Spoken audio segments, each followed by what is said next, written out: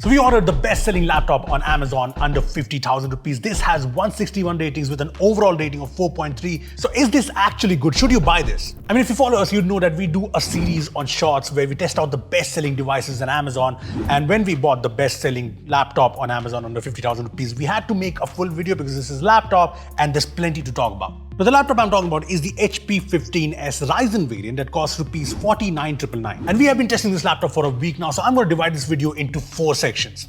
The good, the bad, should you buy this, and what are the other options? So before I tell you what's bad in this laptop, let's talk about what's good.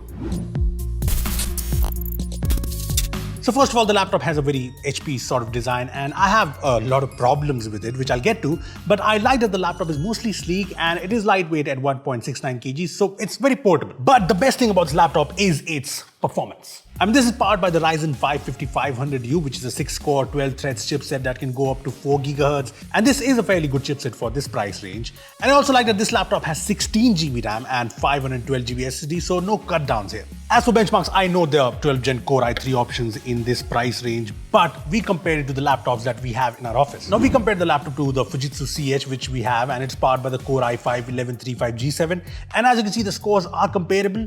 We also compared it to the 5700U in the VivoBook K15 OLED, which costs 55K, and obviously the 5700U is more powerful. When it comes to SSD speeds, these are the numbers you get in the Crystal Disk Mark score. These benchmarks apart, what really matters is the real world performance, and that's one area where I feel this laptop for its price is pretty good. I mean, in our users, this was easily able to handle everyday workloads, be it browsing or using multiple apps, video playback, I mean, there was no lag when playing 4K 60 FPS videos. Now, we did notice some stutter at times when we had a lot of Chrome tabs open with a few of them streaming 4K videos at once, but other than that, it's generally very good.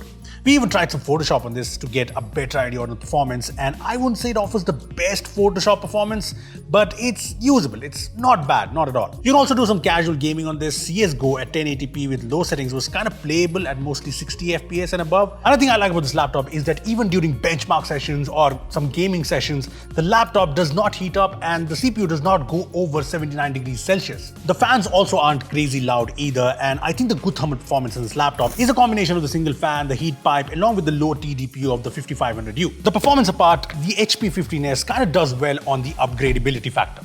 I mean, opening the laptop is a pain, but it has 2 RAM slots and SSD slot, and all of them are upgradable, which is actually good. The laptop also boasts of a battery life that I can consider a positive. With some web browsing, YouTube playback at 70% brightness, we got around 5.5 hours to 6 hours of battery life, which I'd say is decent for a laptop in this price range. The webcam and mic is also good. I mean, it is a 720p webcam, but HP seems to have optimized it because it looks very clear for a 720p webcam, and the mic is also good. Now, since we're talking about the good things, I have to mention these speakers. The 15S has these top-firing dual speakers, which are actually very good for laptop speakers. They're loud and can fill a room, and there's good clarity and separation. There's also no distortion at max volumes.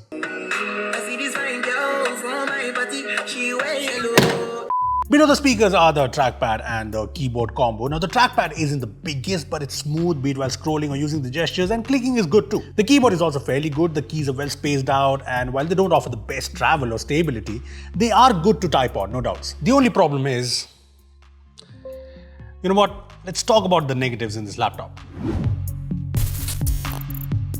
See, the keyboard and trackpad is fine, but the problem here is the flex. There's flex everywhere on this laptop. You type fast and hard on the keyboard, you'll notice this flex on the deck. Same with the touchpad, and that's not all. The screen wobble is terrible. The whole lid flexes like crazy. I mean, this does not seem like a premium build, but I'm not just talking about the flex. There's plastic everywhere, and it is cheap plastic. Just look at the plastic in the bezels here. Now, I would have been okay with this design if the display was great, but, and you probably have guessed it, the display is, if I have to put it politely, is average. It's a 15.6-inch Full HD display, and those are the only specs that are good because the other specs include 250 nits of brightness and 45% of NTSC coverage. And it's not just these specs. I mean, you can use this display to browse the web, read, but the viewing angles are just outright bad. The colors look very washed out. And yeah, media consumption on this laptop is not the best thing. I mean, there are laptops with way better displays in the same price range, and that's the reason I'm not a big fan of this display. Anyway, other negatives in this laptop kind of look pale in comparison to the negatives I already told you, but I'm going to tell you either ways. So there's no fingerprint scanner here or Windows Hello login. The ports are fine. You get these ports on the left and these ones on the right. But this laptop only charges via the proprietary power port. No USB-C charging here. Apart from this has Windows 11, but the amount of bloatware in this laptop is crazy. There's McAfee, Alexa, Dropbox, ExpressVPN, LastPass, Wild Tangent games, and a number of HP apps. So now that I've talked about the good and the bad in this laptop, the question is, should you buy this laptop at $49,999? Now, this laptop is just hard to recommend, mainly because of this display. I mean, there are good things about this laptop, like the reliable performance, but the display is just a big concern here. See, if you ask me, this is not a laptop I would recommend at $50K simply because there are better options out there.